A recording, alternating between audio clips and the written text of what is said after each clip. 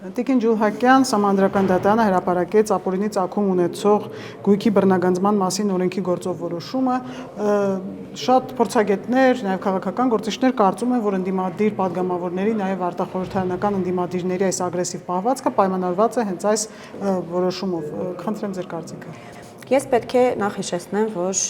ապօրինի ծագում ունեցող գույքի բռնագանձման մասին օրենքը մենք ընդունել ենք ուղիղ 5 տարի առաջ եւ ընդունման գործընթացն էլ ուղեկցվում էր հենց ագրեսիվ պահվածքով եւ ագրեսիվ ռետորաբանությամբ։ Ես հիշում եմ, որ դարակազմի կաղամուկ էր բարձրացել այս նախագծի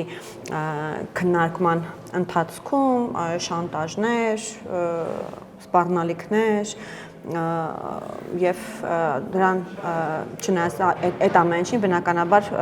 մենք չենք ընկրկել եւ հեղափոխության ժամանակ մեր ստանձնած կարևորագույն հանձնառություններից մեկը կյանքի կոչելու նպատակով այդ օրենքի նախագիծը բնականաբար մենք ընդունեցինք եւ դա 20 թվականին էր 21 թվականին գիտեք պատերազմից հետո նոր ընտրություններ եղան արտահերթ խորհրդարանական ընտրություններ եւ աղմուկ հանողները, այսպես ասած, եւ այդ օրենքի գոյությունից շանթահարված անձինք նաեւ անձանց քաղաքական շրջանակները նաև եկան խորհրդան արդեն որպես պատգամավոր ես եթե չեմ սխալվում հետևելով դատախազության հաղորդագրություններին մենք կարող ենք տեսնել որ նաև խորհրդանում այս պահին աշխատող որոշ պատգամավորների հետ կապված կա նախաձեռնված ապօրինի ծագում ունեցող գույքի բռնագանձման գործընթաց եւ հասկանալի է որ դրանք բնականաբար բարձրը պետք է աղմկեն, որովհետև իհարկե այդքան էլ հաճելի չէ, այդքան քրտնքով կուտակած հարստությունը օրենքի շրջանակներում կորցնելը եւ անմիջապես խորհրդարանական ընտրություններից հետո, այսինքն անմիջապես պատգամավոր դառնալուց հետո մեր ընդդիմադիր գործընկերները նախաձեռնեցին Սահմանադրական դատարան դիմելու process-ը, դիմեցին Սահմանադրական դատարան եւ մի քանի տարի է ինչ ըստ էության մենք սպասում էինք Սահմանադրական դատարանի որոշմանը որը իրականում ես չէի կասկածում, որ այսպեսին է լինելու, որովհետև բնական է այդ նախագիծը մենք ենք քննարկել, մենք ենք ընդունել եւ եթե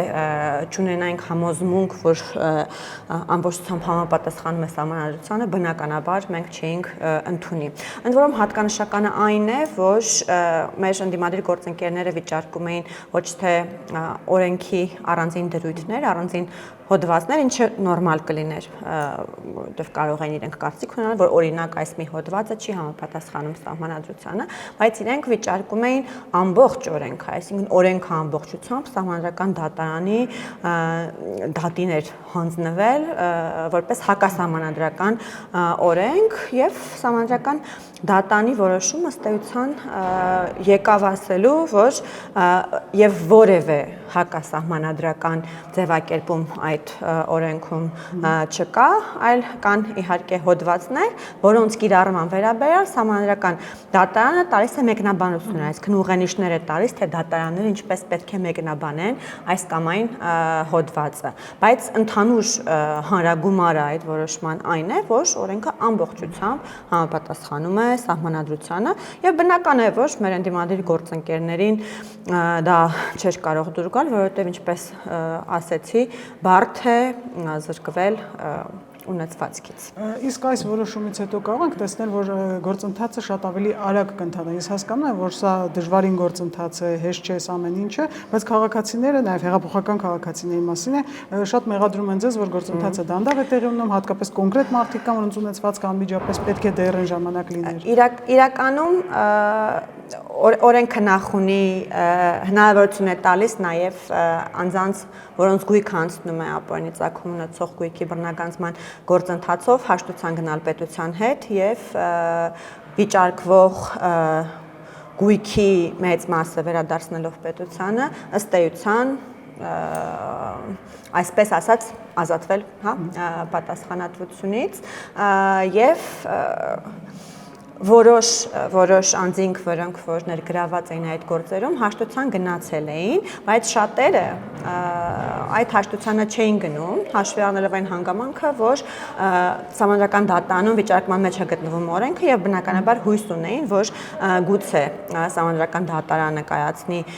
այնպիսի որոշում, որից իրենք կարողանան օգտվել, այսինքն ոտները կախ էին գցում եւ հաշտության չէին գնում պետության հետ եւ ես կարծում եմ, որ արդեն Սահմանադրական դատարանի հստակ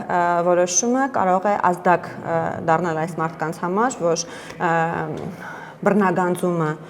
դատական կարգով անխուսափելի է եւ լավ կլինի, որ իրենք դա հաշտության ճանապարհով անեն, որովհետեւ ինչպես ասացի, կարգավորումները այնպիսին են, որ հաշտության գնալու դեպքում հնարավորություն են տրվում այդ գույքի որոշակի մասը այդուհանդերձ պահպանել։ Ինչ վերաբերում է մեր քաղաքացիների սպասելիքներին, բնականաբար մեր քաղաքացիները նաև այդ ակնկալիքով են հեղափոխություն արել եւ հեղափոխության հիմնական պատճառներից մեկը հենց անկուշտ եւ անդադրում թալանն է եղել եւ բնական է, որ քաղաքացիները միշտ ակնկալել են, որ շատ արագ պետք է այդ թալանը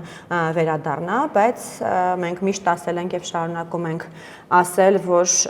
չի կարող սեփականության իրավունքը որքան էլ որ դա մեր աչքերում եւ մեր համոզմունքների մեջ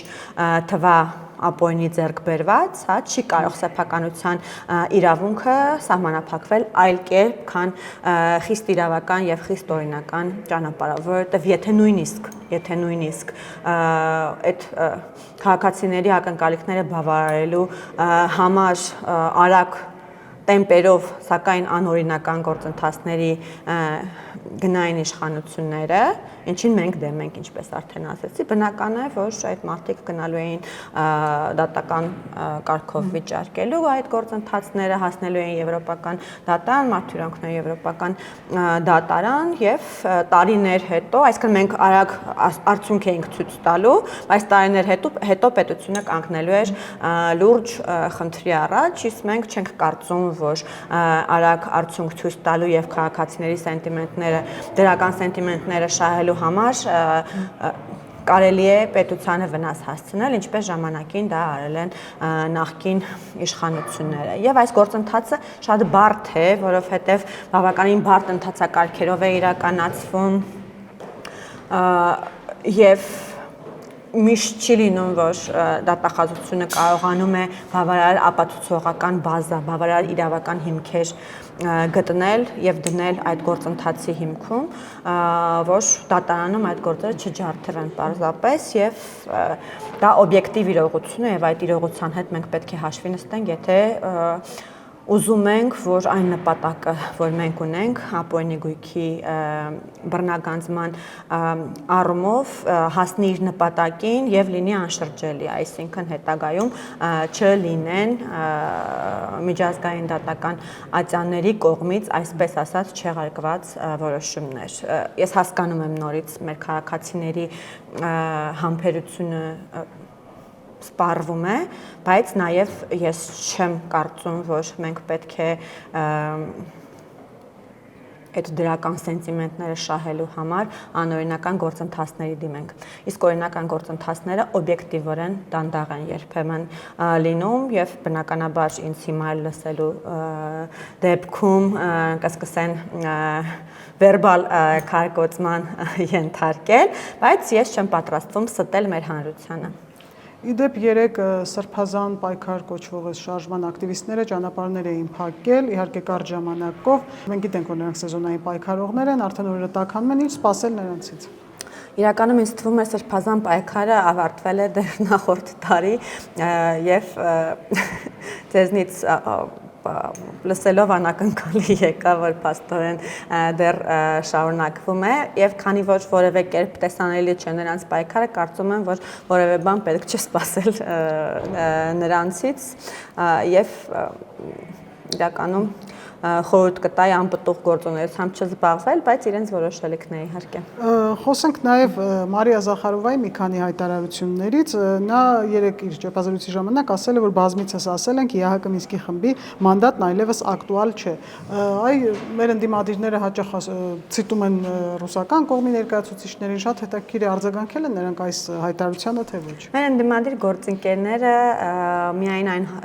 մեր ընդդիմադիր գործընկերների մոտ տեսողությունը եւ լսողությունը շատ այլ զգացողություններ ցավոք սրտի հատվածական են լինում եւ իրենք այդ ազդանշանները միայն հատվածական են ցավոք սրտի ստանում,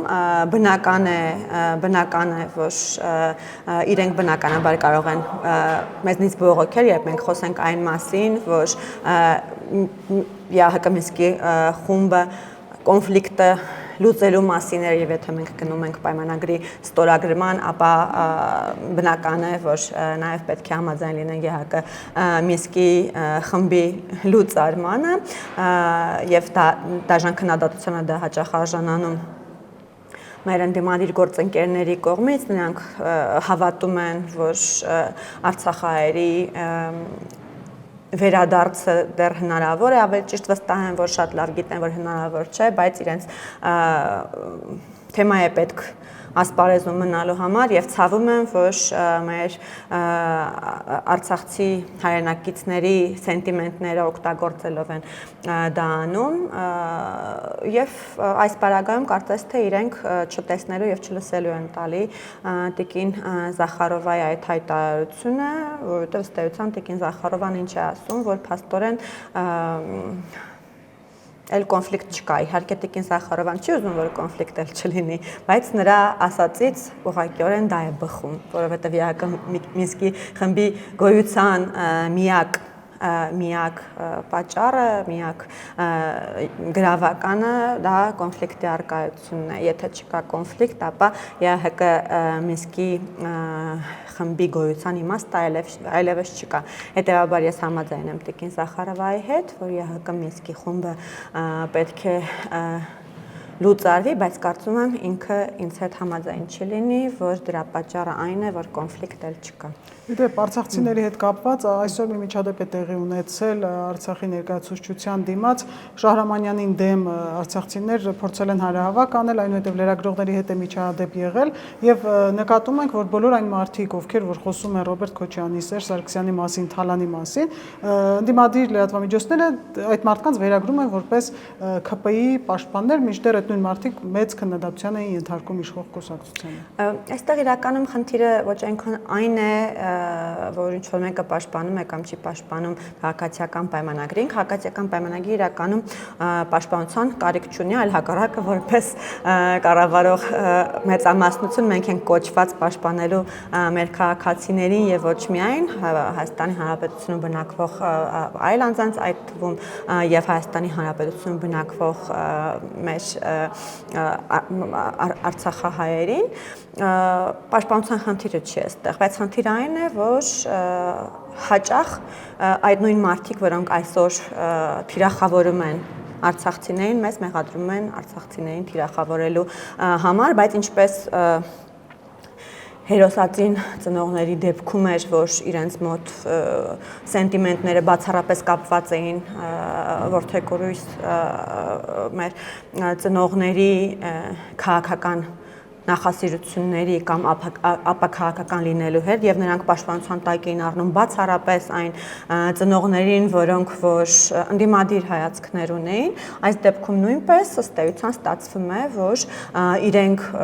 պատրաստ են միայն պաշտպանել այն արցախցիներին, խոսել այն արցախցիների իրավունքների մասին,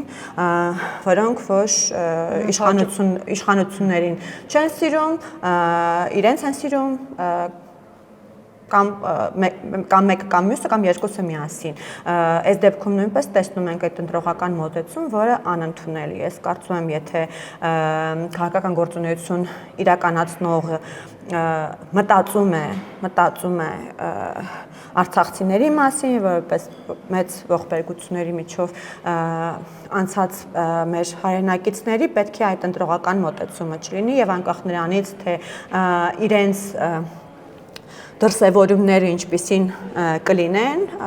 կամ պաշտպանի, կամ չպաշտպանի նրանց։ Չմոռանաք հավանել տեսանյութը եւ բաժանորդագրվել Civic AM-ի YouTube-յան էջին։